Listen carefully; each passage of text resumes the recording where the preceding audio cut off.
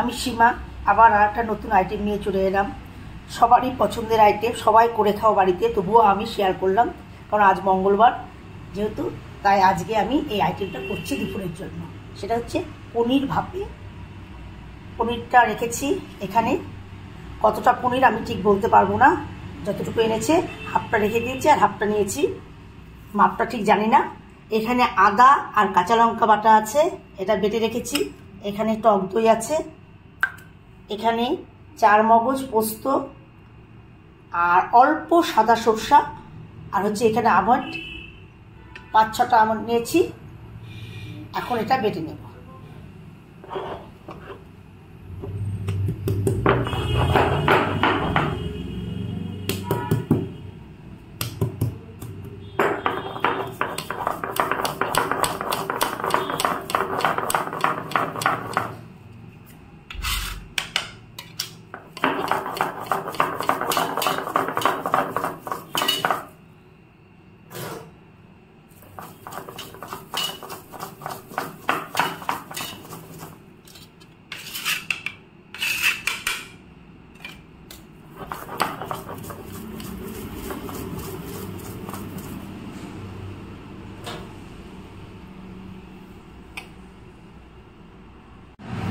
মশলাটা আমি বেটে নিয়েছি, তোমাদের তো দেখালামই কি কি দিয়েছি এটার মধ্যে। এখন আমি সব কিছু দিয়ে পনিরটাকে মেখে নেব। এই লঙ্কা আদা বাটাটার মধ্যে আমি অল্প একটু জিরার গুঁড়া আর ধনিয়ার গুঁড়ো দেব, একদম পরিমাণে অল্প একটু সামান্য।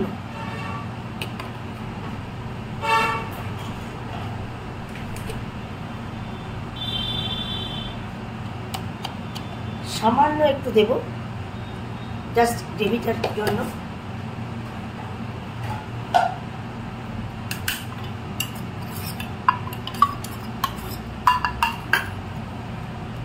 আমি আগে পনিরগুলোর মধ্যে জলটা ঝরিয়ে রেখেছি, আবার একটু ছাড়াই, অনেকটা পরিমাণে জল ছিল আর লবণ দিয়ে পনিরটাকে একটু ভিজিয়ে রেখেছিলাম যাতে লবণ ঢোকে। এটার মধ্যে আমি একটু সরষের তেল দিয়ে নেব।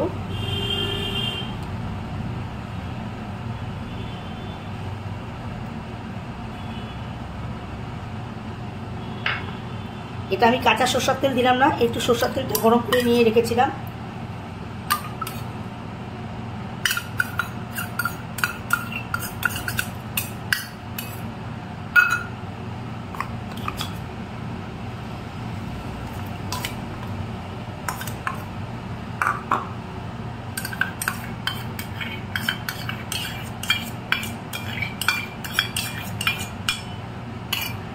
সব মশলাগুলো দিয়ে এখন পনিরটাকে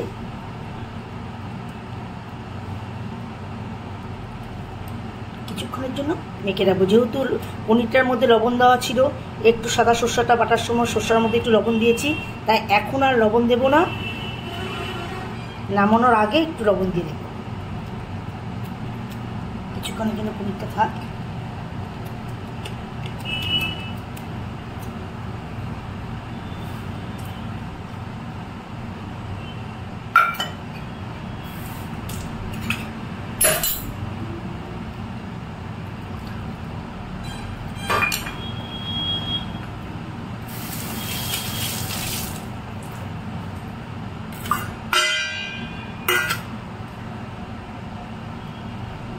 আমি পনিরটাকে আর হলুদ দেবো না, সরষের তেলের রঙই হলুদ হয়ে যাবে অনেকটা। এই টিফিন বক্সটার মধ্যে আমি ভাপাতে দেবো, এখানে সব ট্রান্সফার করে নেব।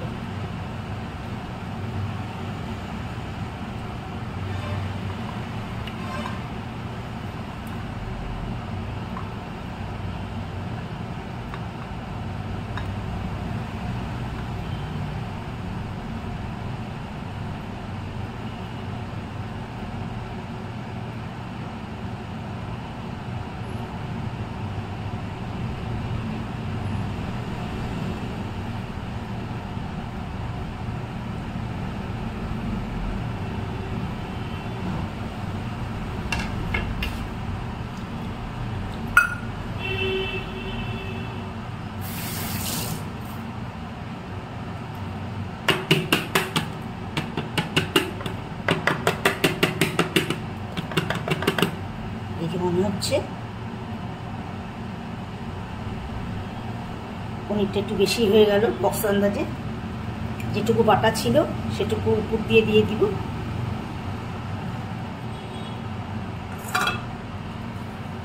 পেটে কিছু মশলা রাখা ছিল, বাটিটার মধ্যেও ছিল, এগুলো জল দিয়ে এই জলটা দিয়ে দেবো।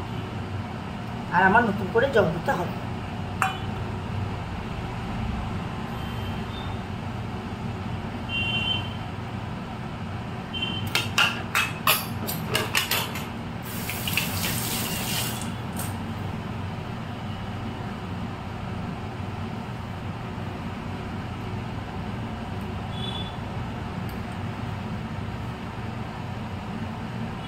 এখন আমি উপর দিয়ে আর একটু কাঁচা সরষের তেল ছড়িয়ে দিচ্ছি।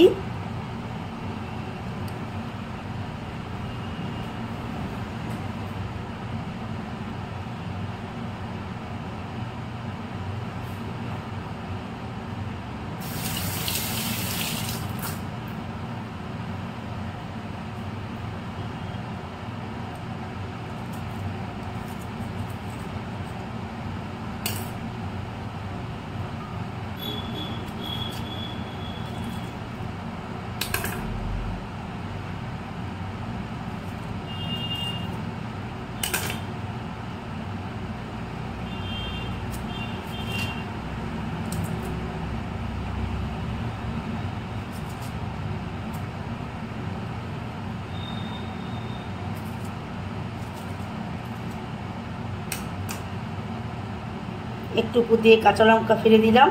পনিরটা নিজে একটু মিষ্টি মিষ্টি, যদি একটু ঝাল না হয় তাহলে খেতে ভালো লাগবে না। আমরা একটু ঝাল খাওয়া পছন্দ করি। তাছাড়া এখন এটা বক্সটাকে ঢেকে দেব।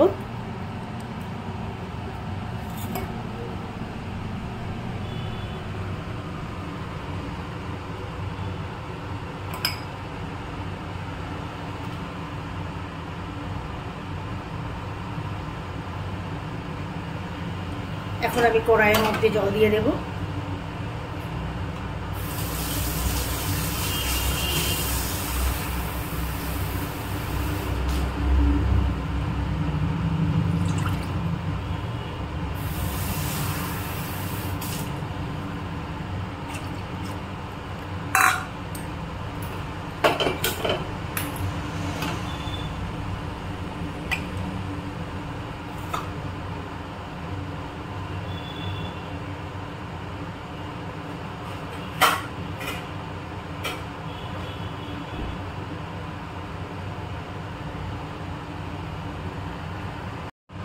আমার জলটা গরম হয়ে গেছে। আমি একটা এই যে ছিদ্রযুক্ত থালা এখানে বসিয়ে দিচ্ছি। স্ট্যান্ডের বদলে স্ট্যান্ডটা খুঁজে পাইনি, হাতের সামনে এটা পেয়েছি। তারপর বক্সটাকে বসিয়ে দিলাম। এখন ঢাকা দিয়ে দেব। ঢাকা দিয়ে এর উপরে আমি একটা কিছু চাপা দিয়ে দেব।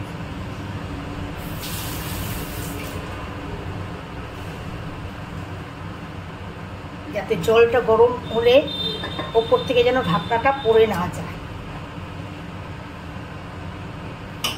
আমি 5 থেকে 7 মিনিটের জন্য একটু ভাপিয়ে নেব।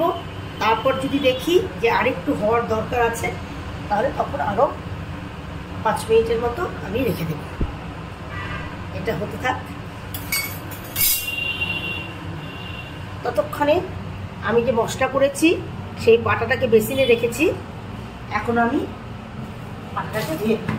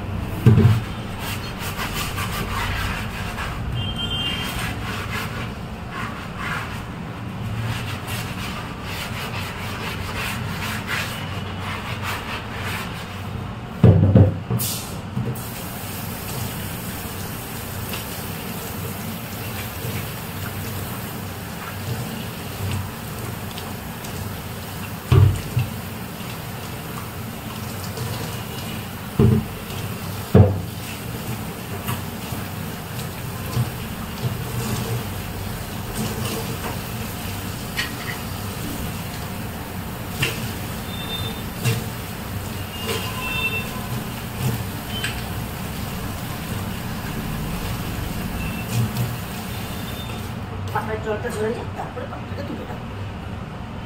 বড় একটা কাজ হয়ে গেল আমার।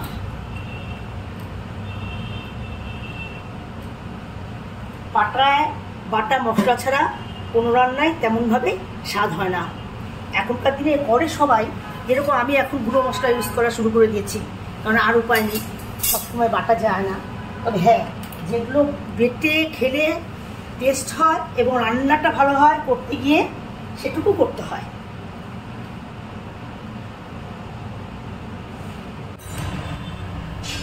চলুন এখন দেখা যাক কি হলো অবস্থা, ঘুরে দেখি।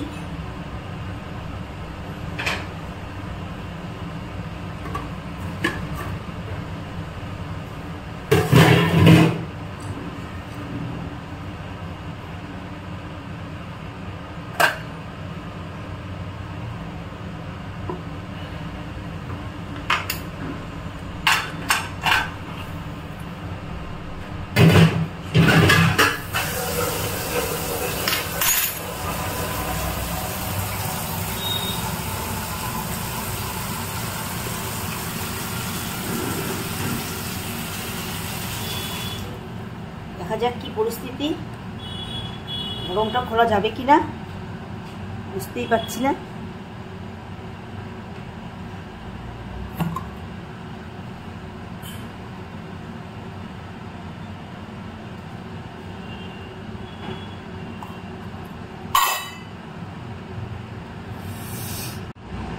এই দেখুন, এই পরিস্থিতি এসেছে, বেশ ভালোই মনে হচ্ছে।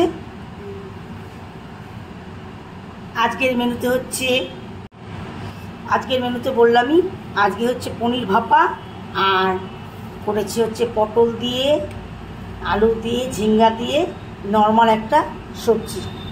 ভাত বসিয়েছি, ভাত হয়ে গেছে, এখন ভাতটা উপর দেব। যদি ভালো লাগে আমার রান্না, একটা শেয়ার, একটা কমেন্ট, একটা লাইক করে দিও তোমরা সবাই। আজকের মতো এখানেই, কালকে আবার একটা নতুন রেসিপি নিয়ে আসি। ততক্ষণের জন্য টাটা।